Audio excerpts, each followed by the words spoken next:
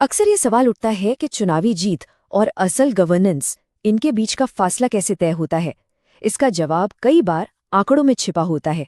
चलिए, आज हम महाराष्ट्र के खास इलाके देवलाली के सियासी डीएनए को समझने की कोशिश करते हैं।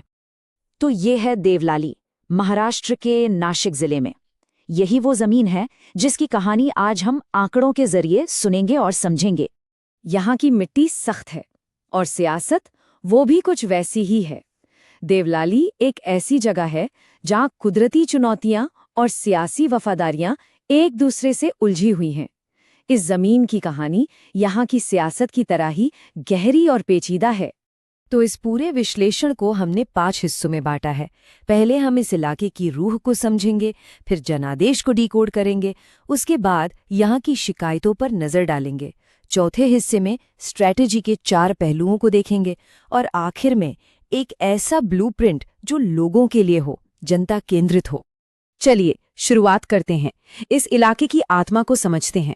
पॉलिटिकल डेटा में जाने से पहले देवलाली के लोगों को, वहां की जमीन और उनकी रोजी रोटी को समझना जरूरी है। आखिरकार किसी भी जगह की सियासत वहां के लोगों से ही तो बनती है।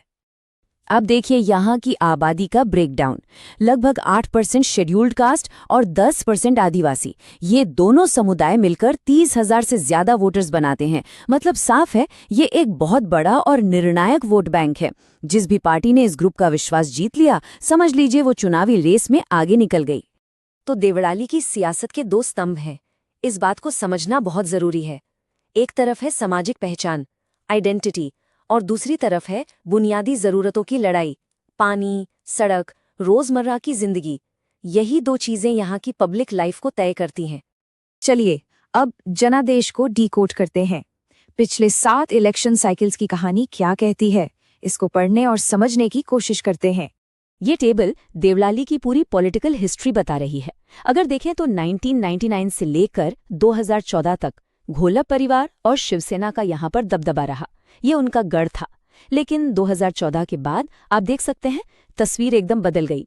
नेशनलिस्ट कांग्रेस पार्टी यानी एनसीपी ने यहाँ अपनी पकड़ बनानी शुरू की और फिर मजबूत कर ली। इस चार्ट में ये बदलाव और भी साफ दिखता है। देखिए, 2014 में शिवसेना 37.5% पर थी और 2019 में एनसीपी सीधे 58.1% पर पहुंच गई। ये एक बहुत बड़ा डिसाइसिव शिफ्ट था। पिछले 2 इलेक्शंस में एनसीपी ने अपनी पोजीशन को न सिर्फ कैप्चर किया बल्कि मजबूत भी किया। 58% वोट शेयर, ये एक जबरदस्त सियासी लहर थी। लेकिन एक और आंकड़ा है जो सोचने पर मजबूर करता है। वोटर टर्नआउट लगभग 55%। इसका मतलब है कि करीब 45% लोग वोट नहीं दे रहे। तो सवाल ये उठता है कि ये जो 45% लोग हैं, उनका क्या ये सिस्टम से उनका मोहभंग है? यहाँ एक बहुत बड़ी अनटैप्ड पोटेंशियल छिपी हुई है। और जब 45% लोग वोट ही न दें, तो जनादेश को समझने की जिम्मेदारी और भी बढ़ जाती है। देखिए, लोकतंत्र में पब्लिक डिस्कोर्स का मतलब सिर्फ जीत हार की बातें करना नहीं है। इसका मतलब है तथ्यों पर, फैक्ट्स पर बात करना। और हर एक वोटर की, चाहे वो वोट दे या न दे, उसकी डिग्निटी का, उसके सम्मान का ख्याल रखना। यही तो हमारे संविधान की बुनियाद है। तो चलिए अब आंकड़ों से हटकर उन जमीनी मुद्दों पर आते हैं जिनके साथ देवलाली के लोग रोज जीते हैं। ये वो शिकायतें हैं, वो परेशानियां हैं जो आखिर में उनके वोट देने के फैसले को शक्ल देती हैं। एक आम आदमी की आवाज सुनिए। टैंकर हफ्ते में एक बार आता है, हम खेती कैसे करें, हम जिए कैसे? ये सिर्फ एक लाइन नहीं है, ये देवलाली की सबसे बड़ी, सबसे गंभीर समस्या का इंसानी चेहरा है। पानी की किल्लत। ये कोई आम मुद्दा नहीं, ये जिंदगी और मौत का सवाल है। तो यहाँ के लोगों की टॉप 5 परेशानियां क्या हैं? सबसे पहले पानी की भीषण कमी। दूसरा, इंफ्रास्ट्रक्चर की कमी, मतलब सड़कें और बिजली ठीक नहीं है। तीसरा, सिस्टम में भ्रष्टाचार, जैसे कि टीडीआर, लैंड स्कैंडल। चौथा, खेती के अलावा रोजगार के मौकों की कमी। और 5वां, आदिवासी कल्याण के लिए अपर्याप्त काम। यही वो मुद्दे हैं जो हर चुनाव का एजेंडा सेट करते हैं। और यहीं पर आकर सियासत का असली टेस्ट होता है।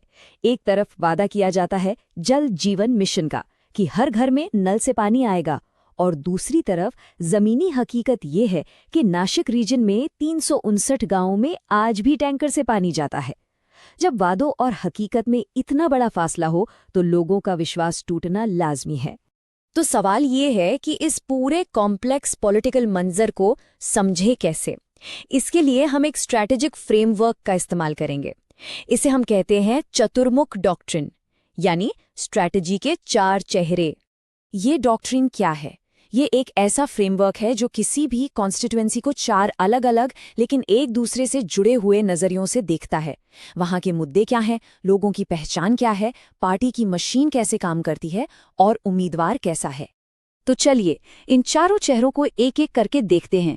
मुद्दे और आकांक्षाएं, पहचान और आउटरीच, पार्टी की मशीन और उसकी कहानी, और आखिर में उम्मीदवार बनाम उसका विपक्षी। ये वो 4 स्तंभ हैं जिन पर कोई भी कामयाब सियासी स्ट्रैटेजी खड़ी होती है, और यही हमें बताते हैं कि एक वोटर अपना नेता कैसे चुनता है। पहला चेहरा, मुद्दे। एक जीतने वाली स्ट्रैटेजी को लोगों की सबसे बड़ी परेशानियों जैसे पानी, सड़क, रोजगार, इनका आमने सामने से समाधान देना होगा। वादे हवाएं नहीं, ठोस होने चाहिए, जिन पर लोग यकीन कर सकें। दूसरा चेहरा, पहचान। यहाँ आइडेंटिटी पॉलिटिक्स एक नाजुक संतुलन मांगती है। एससी और आदिवासी समुदायों के स्वाभिमान को आवाज देनी होगी, लेकिन साथ ही एक ऐसा प्लेटफॉर्म बनाना होगा जो सबको साथ लेके चले। इंक्लूसिविटी बहुत जरूरी है। तीसरा चेहरा, पार्टी मशीनरी और उसकी कहानी। देखिए, हर चुनाव एक नैरेटिव की लड़ाई होता है। पार्टी मशीन को एक विश्वसनीय कहानी बनानी पड़ेगी अपने पिछले काम के आधार पर, ताकि विपक्ष के बांटने वाले अपील्स का मुकाबला किया जा सके। और चौथा और आखिरी चेहरा, उम्मीदवार। यहाँ एक ऐसी प्रोफाइल चाहिए जो सर्विस ओरिएंटेड लीडर की हो, एक विकास कार्यकर्ता जो स्थानीय विरासत और ईमानदारी पर फोकस करके विपक्ष द्वारा की जा रही पोलराइजेशन को बेअसर कर सके। तो इन सब एनालिसिस के बाद अब आते हैं आखिरी हिस्से पर, एक ब्लूप्रिंट जो लोगों के लिए हो। ये सारा विश्लेषण एक एक्शनेबल स्ट्रैटेजी में कैसे बदलता है, क्योंकि मकसद सिर्फ चुनाव जीतना नहीं बल्कि जीतने के बाद लोगों की सेवा करना है। तो देवड़ाली के लिए एक आइडियल कैंडिडेट कैसा होना चाहिए? डेटा के हिसाब से वो एक प्रोग्रेसिव ग्रासरूट्स लीडर हो, स्थानीय एससी समुदाय से हो, साफ सुथरी छवि हो जिसका बैकग्राउंड एडमिनिस्ट्रेशन या समाज सेवा का हो, जो अपनी बात रख सके, डिजिटल दुनिया को समझे और महिलाओं और आदिवासियों के नेटवर्क से जुड़ा हो। एक ऐसा इंसान जो सत्ता नहीं, सेवा का प्रतीक बने। और ये है एक 90 दिन का विन बैक प्लान। D90, जमीनी रिसर्च शुरू करो और जल, सड़क, शिक्षण के प्रॉमिस कार्ड्स बनाओ। D60, सबसे ज्यादा प्रभावित गांवों में ग्राम सभाएं करो और विपक्ष के लैंड स्कैम को जनता के सामने रखो। D30, मीडिया में पानी और नौकरियों के लिए हमारा प्लान पर जोर दो, कंप्लेन हॉटलाइन शुरू करो। D7, दूर दराज के इलाकों में गेट आउट द वोट पर फोकस करो। और D0, यानी आखिरी दिनों में डिजिटल रिमाइंडर्स और बूथ लेवल रिपोर्ट्स के साथ पूरी ताकत झोंक दो, हर कदम डेटा ड्रिवन। लेकिन ये जो डिजिटल आउटरीच है, इसके साथ एक बहुत बड़ी जिम्मेदारी भी आती है। वोटर की प्राइवेसी, उसकी निजी जानकारी का सम्मान करना सबसे जरूरी है। भारत के डेटा प्रोटेक्शन फ्रेमवर्क भी यही कहते हैं कि किसी की भी जानकारी का इस्तेमाल उसकी सहमति से और सिर्फ बेहतर सेवा देने के खास मकसद से ही किया जाना चाहिए। टेक्नोलॉजी का इस्तेमाल गवर्नेंस को बेहतर बनाने के लिए होना चाहिए, निगरानी के लिए नहीं। तो आखिर में सवाल यही है, आंकड़े हमें बताते हैं कि क्या है, लेकिन सवाल ये है कि क्या हो सकता है? क्या एम्पैथी और एविडेंस पर बना एक ब्लूप्रिंट देवलाली जैसे कॉन्स्टिट्यूएंसी को शिकायतों के मैदाने जंग से मौकों की जमीन में बदल सकता है? शायद इसका जवाब आंकड़ों और इंसानियत के इसी संगम में छुपा है।